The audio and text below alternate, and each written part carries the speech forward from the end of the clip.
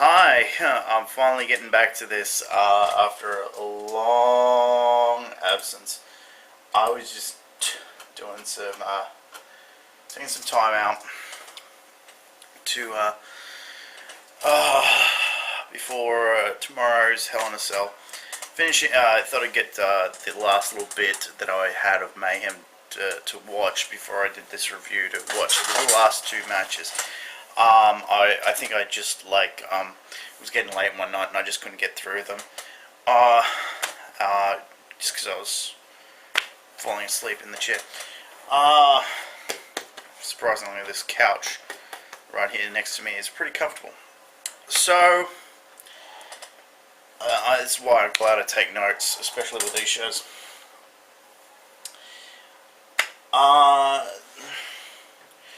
Just want to say,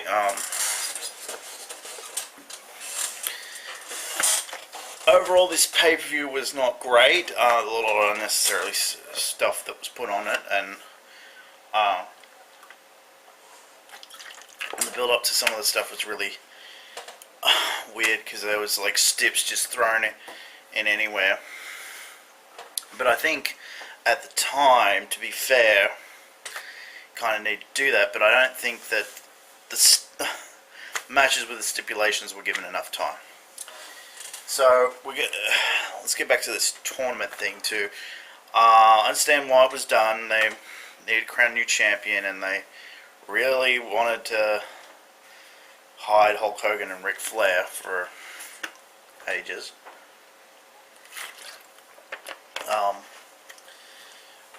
But okay, so we kick off the show with Jeff Jarrett versus Chris Benoit. The first of the two semi-final matches that will be happening on this night. Jeff Jarrett, I think I've said this before, he's not my favourite wrestler, but he doesn't deserve all the hate that he gets from some people. And people calling him an egomaniac. Well, he's got no bigger ego than anyone else in the wrestling business, so there's that. And he put on an alright show here. I think I don't like. I'm not going to sit there and clock off the times for all the matches. You can look them up on Wikipedia. Some of these matches were given some time, and some of them weren't. Sorry. Summer. It's kicking in here. It's a bit muggy here today. Then we get to probably the most annoying and the most frustrating thing. It took me a bunch of goes to get through this match. Oh God, it was not only was the match awful, I don't know why Evan Courageous and Medusa were put together. I don't know why Disco Inferno had this gambling problem out of nowhere. And we got this guy wanting to sell the belt, which no one should want to do or anything. Oh God, this is stupid. Anyway, Disco Inferno is defending the Cruiserweight Championship against Evan Courageous, and then we got this Tony Mamaluke, who is annoying as all hell. Like, I literally I would turn it, like, I was turning off the show constantly. Watching this, oh God, and Boring Chants were in this, and it was put on headsets. Stupid. He's bragging about this watch. The commentators aren't paying attention to the match in the ring. Oh, so fucking stupid. It's one thing if this is on TV. On pay-per-view, I don't want to do it. All you had to do was okay, say you want to do this. Okay, you have Tony Mamaluke there, and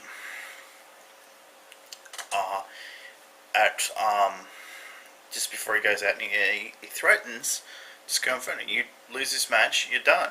You haven't come out, and he's flirting with Medusa. Like, sorry, but as I said before, Medusa was not exactly attractive at this time, and in my opinion, she wasn't attractive.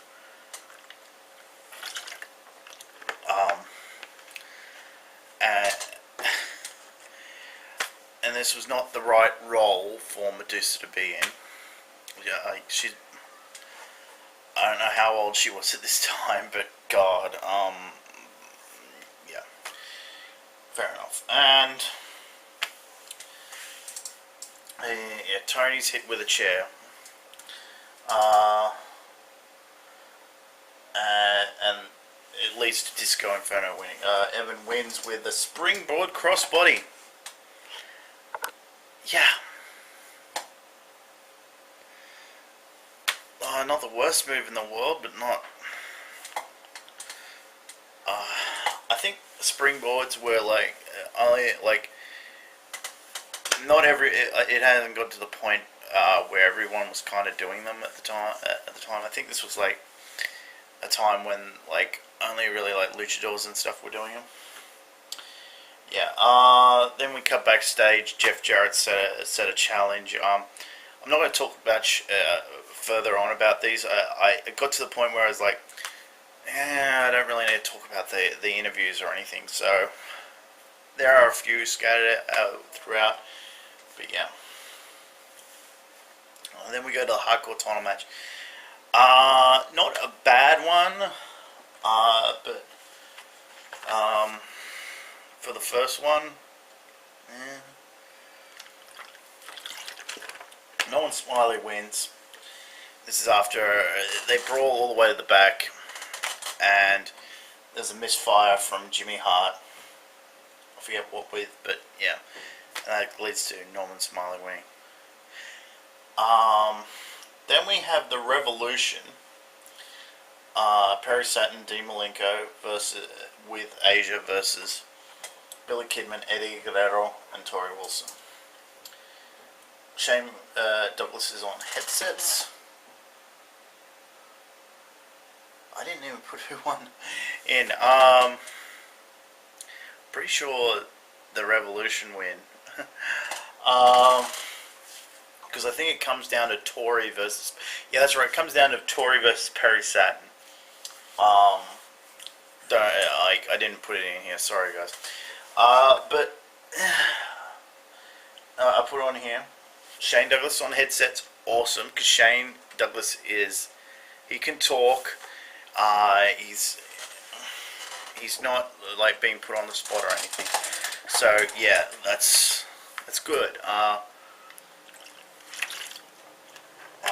I'm surprised he hasn't ever become a commentator or anything. And yeah, I did put it. It was an okay match, but fell apart towards the end. And that's mainly because it came down to Tori Wilson and that, and yeah. Now this is a retirement match between Kurt Hennig and Buff Bagwell. Not a lot of setup to this one. We kind of knew that out of nowhere this stip was given to Kurt Hennig, and apparently eventually he'll show back up, and he'll be working for the powers that be. And you got Buff Bagwell. I don't know what happens to him after this. I think eventually he gets hooked up with DDP in a feud at Sold Out. That's about all I remember.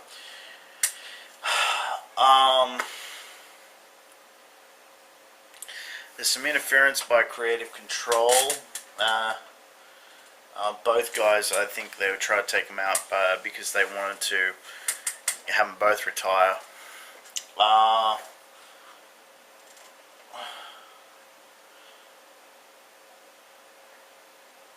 Jarrett and Creative Control head out to beat down Hennig, but this is after they beat down Buff backstage. Buff heads to the ring with a 2x4 and they clean house. And I think that's supposed to be and Creative Control. Let's get a good match. Needed. Need more at the end. I guess that was like, kind of like just ended out of nowhere. Sort of thing. Alright, Sting versus Bret Hart. This is the other semi-final match. Yeah, I put it in here. It starts out slow. Sting looks disinterested. Lex Luger interferes. Match is restarts. Bret reverses the Scorpion Deathlock into a sharpshooter. This was not good. I don't think Sting and Bret have ever had like a really great match. I think their matches have been like,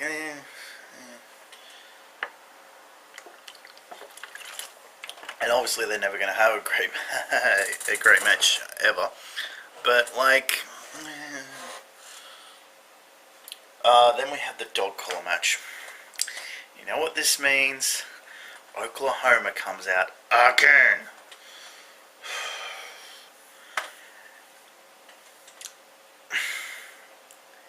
Okay, once. Enough. Okay, introduce Dr. Death and have him come out and clean house. Why do we... This bit doesn't go anywhere. Doesn't lead to anything. Nothing good anyway. Oh.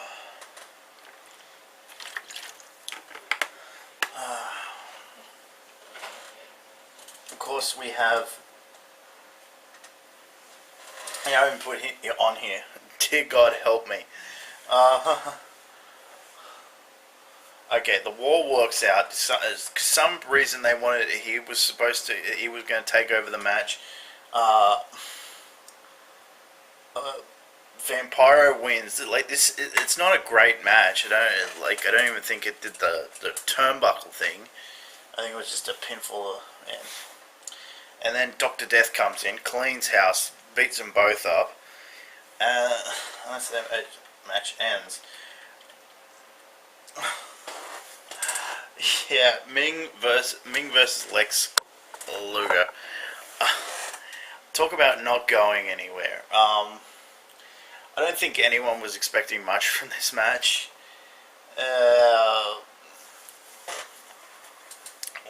Alex gets blinded by Liz on an accident, but with spray, but it doesn't look like it. It looks like it on purpose.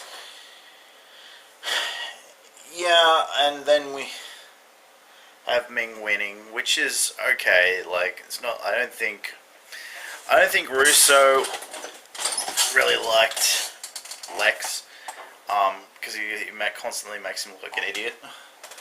Then we have, not sure if it was for the US title or the TV title or both, but like there was a match between Scott Hall and Booker T. Good match. There's interference by Creative Control. Good God, they were all, as you can see, they're all over this fucking show. And yeah, I don't know what anyone saw in the Harris brothers, to be honest. They beat down Booker T. Midnight comes out and makes the save. Wow. They really had it for this chick. I don't know what it was, but yeah. David Flair versus Kimberly. Okay. There's a couple of times where they're teasing that she's going to take his mini Flair out. And service him in the middle of the ring.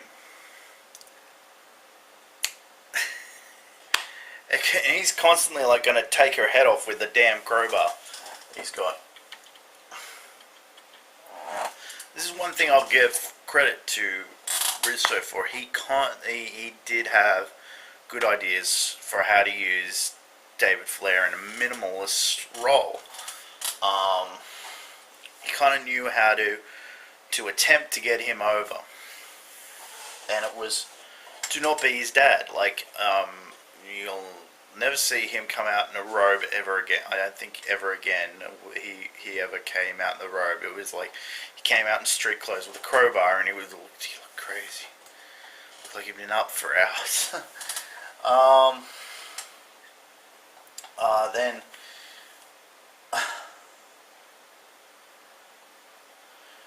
he goes after with the crowbar. I think he takes out the ref. Yeah, he takes out the ref. And Canyon and DDP eventually come out. They do the beatdown on him one after another. Arn Anderson comes out and tries to make the save from DDP. And then David Flair takes him out with and he's done with it. Oh man, classic. And this is the type of thing you can do with David Flair. Like, if you've got to use him, because you can't send him down to a developmental territory. Because I say, if he had gone down to a developmental territory earlier on in his career, I think he probably would have eventually come up good and could have used the Flair name and everything. Because I don't think at that time you really were going to get anything out of it. This thing, I don't think it was given enough time, and I think it was given the wrong stipulation. I Quit, Goldberg versus Sid. Now, I would have done, after their last big match, is a First Blood, or a Last Man Standing, a Street Fight, or something like that. I wouldn't have done I Quit. I don't know, but for some reason they did that. But he doesn't even win by I Quit because Goldberg just Cobra clashes the guy. They all raise the arm and that's it. It was really the wrong stipulation. I don't know why it was given this step. I know why in story sense, but I don't know why they went this route. I think they thought they had like a chain match and they had the hardcore title match. They had to go in a different direction. Now, I would have had them in a street fight. That's me. And it kind of was like over in like less than 10 minutes. I think it was not a very. It didn't feel like a very long match, and it wasn't really given the opportunity. It was like a slow build and then it was over. It was a slow build to nothing. There was a couple of Goldberg sucks chants out there. I think like Canada is not a big fan of Goldberg. But we got the world title, Brett versus Chris Benoit. There was a few times in this where the crowd was like, we're not really into this, but like Brett and Chris, like they turned it up towards the end, and there's a couple of good yeah, because I think they wanted Brett to win. I think they would have been happy if Chris won, but I think they kind of knew Brett was going to win, and this was going to be a big moment. And I wrote less than 5 minutes in, you can see there's a cut like here, and it obviously wasn't only a small one because it's here, like it's not a gusher or anything. It must have been like right here, and yeah, we got a whole bunch of interference, which just like if it all happened at once, I think it would have been alright, but it didn't. It was like first Malenko came out, then a little while later the Outsiders came out. Goldberg showed up, speared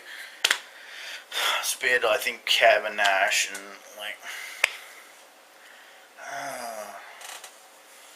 yeah, but eventually it leads to Benoit tapping out. This was like, I don't think it was as good as their match that they had on Nitro a few months earlier, but yeah. Anyway, there was a big fireworks celebration after it. It was cool. Good show. I would give the show a C. I think a C is good enough for this.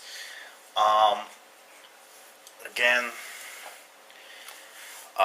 so that was the return of 3 months of Russo. We got Mayhem, 1999 out of the way.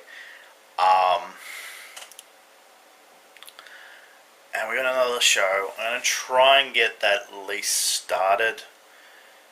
I'm probably gonna have to sit in this chair, which is not very comfortable, and like constantly be taking notes again because there's Russo doesn't understand. It's like boom, boom, boom, boom, boom, boom. Okay. And he's building up to his farewell big show, the Starcade. He didn't really book Sold Out.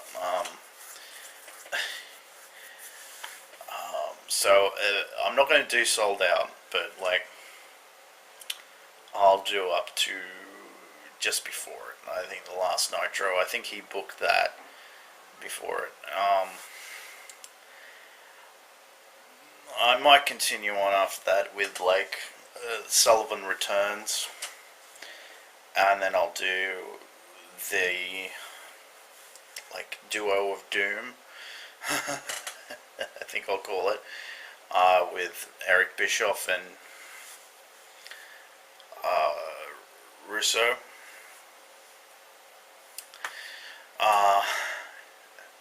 And I think then Terry Taylor kind of took over the booking after that. I honestly don't know, but like,